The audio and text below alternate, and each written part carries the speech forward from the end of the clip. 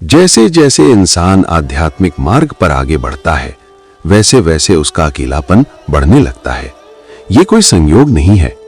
महान आध्यात्मिक गुरु परमहंस योगानंद ने अपनी शिक्षाओं में बताया है कि आध्यात्मिक विकास का एक स्वाभाविक परिणाम है भीतर की ओर यात्रा। जब मनुष्य बाहरी दुनिया से हटकर अपने भीतर उतरना शुरू करता है, तो उसे शांति, सत्य और आत्मा की आवाज सुनाई देने लगती है। और ये आवाज भीड़ में सुनाई नहीं देती, इसीलिए आध्यात्मिक व्यक्ति अकेला रहना पसंद करने लगता है। ये लोगों से नफरत नहीं है, ये आत्मा की प्राथमिकता है। योगानंद के अनुसार मनुष्य का असली संघर्ष बाहर नहीं, भीतर होता है। जब साधक ध्यान, आत्मनिरीक्षण और मौन की ओर बढ़ता है, तो उसे महसूस होता है कि अधिकांश बातचीत सतही होती है। धीरे धीरे उसका मन व्यर्थ के शोर से दूर जाने लगता है, क्योंकि अब वो बाहरी उत्तेजना नहीं, भीतरी शांति खोज रहा होता है। आध्यात्मिक व्यक्ति समझने लगता है कि ऊर्जा एक वास्तविक शक्ति है। हर इंसान अपने साथ एक मानसिक और भावनात्मक ऊर्जा लेकर चलता है। कुछ लोग आपको ऊपर उठाते हैं, कुछ लोग आपको थका देते हैं। इसलिए साधक अपनी संगति चुनने लगता है।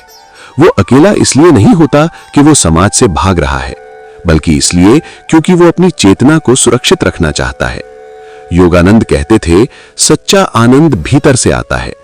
जब इंसान इस सत्य को अनुभव कर लेता है, तो उसे बाहरी मान्यता की आवश्यकता कम हो जाती है। अब उसे भीड़ की जरूरत नहीं रहती, क्योंकि वो स्वयं के साथ पूर्ण महसूस करने लगता है। अकेलापन अब खालीपन नहीं होता, ये एक प्रयोगशाला बन जाता है, जहां आत्मा स्वयं को पहचानती है। धीरे धीरे साधक अपने विचारों को देखने लगता है, अपनी कमजोरियों को समझने लगता है और अपने अहंकार को पहचानने लगता है। यही प्रक्रिया उसकी बुद्धि को परिपक्व बनाती है। इसीलिए अक्सर देखा जाता है कि आध्यात्मिक लोग शांत होते हैं, कम बोलते हैं और गहराई से सोचते हैं। वे दुनिया से कटे नहीं होते, वे स्वयं से जुड़े होते हैं।